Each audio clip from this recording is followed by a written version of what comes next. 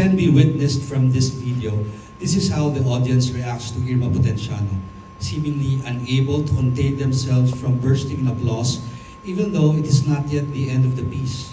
Mrs. Potenciano, in her usual unwavering discipline, does not acknowledge the applause, maintaining her concentration and dedication to the music, and rightly acknowledges it at the end.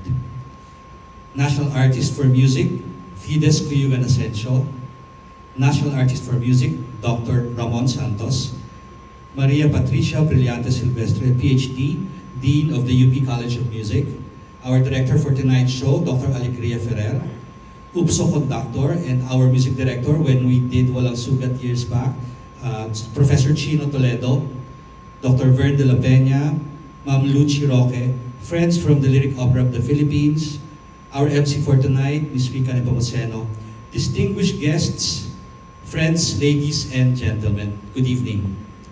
Allow me to start this brief talk on who and what Irma Potenciano is by thanking our Dean of the UST Conservatory of Music, Dr. Antonio P. Africa, and the coordinator of the Voice and Music Theater Department of the UST Conservatory of Music, Assistant Professor Randy Gilonggo.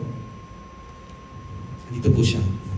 For allowing us, the USCCM Voice and Music Theater faculty, to take part in this momentous event.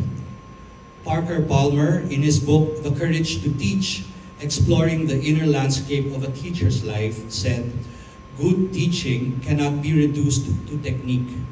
Good teaching comes from the identity and integrity of the teacher." And that's who she was to us, who she is. Irma Ponce Enrile Potenciano is a multi-hyphenate: daughter, wife, caregiver, mother, grandmother, great-grandmother, great-great-grandmother, tama nga ba? Horticulturist, administrator, charity social worker, friend, baker, cook, senyora, cuentotera, manlilibre, singer, actress, vocal coach, voice teacher, colleague. Did I get everything right? In all these roles, I cannot really say which occupied most of her time and which of these she has perfected, because as everyone knows, she always tries her best in everything that she does. She was born on October 21, 1931 to lawyer Alfonso Ponce Enrile and soprano Purita Liwanag, a voice graduate of the UP Conservatory of Music. And her siblings are singer-producer Armida Sigion Reyna, theater actor and singer Chito Ponce Enrile, Toti and Raquel, and the former Senator Juan Ponce Enrile. She was enrolled at the St. James Academy in Malabon and studied initially as a mezzo-soprano with Asuncion Luanco Lopez at the CEU Conservatory of Music. She then went on to the United States to finish her high school studies at the St. Joseph Academy in New York and had voice lessons with Madame Olga Eisner. She then returned to the Philippines, got married to Dr. Victor Potenciano and had her children Rads and Virma, and eventually adopted Chichoy, and graduated with a Bachelor of Music degree in 1961 and a Master of Arts degree in 1964 at the UST Conservatory of Music. Her talent was honed under the tutelage of the late soprano Salvacion Opus Iniguez. She also had lessons abroad, enrolling at the New England Conservatory of Music and studying under several music mentors such as Felix Wolfs, Hans Bruck, and was coached by Aurelio Estanislao and Reynaldo Reyes.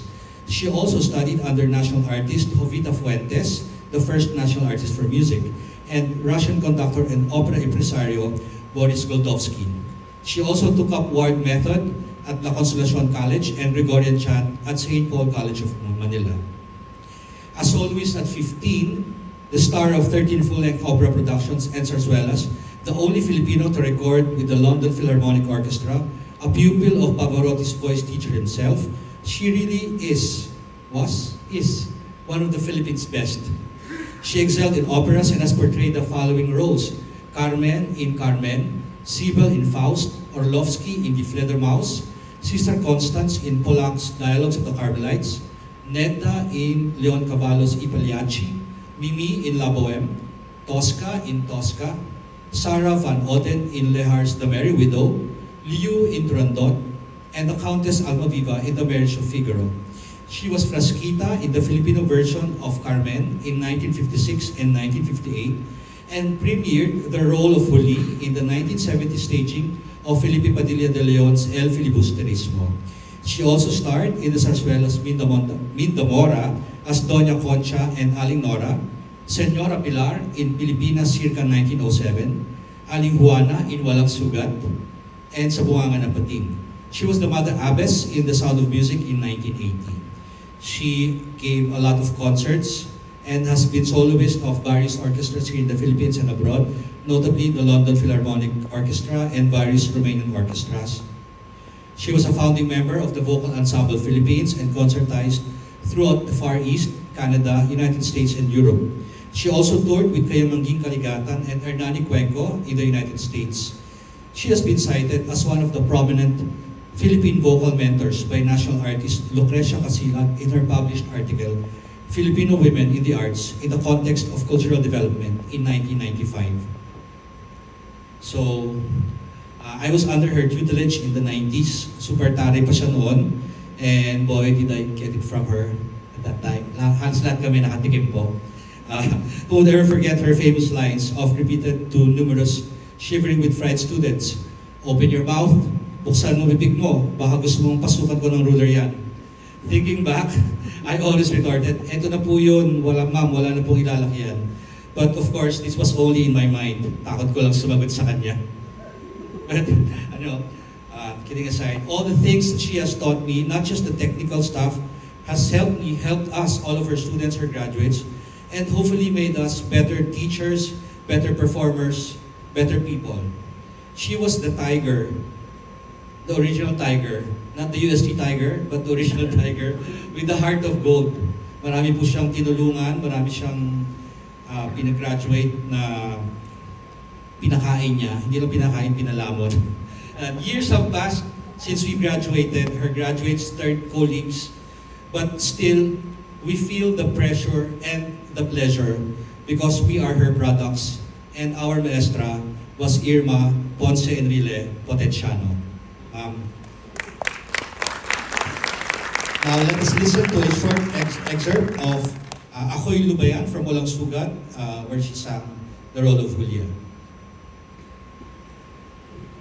Huwag sanang patayin, mawawalan kayo, matakas ng langit, mamamatay ng yaman.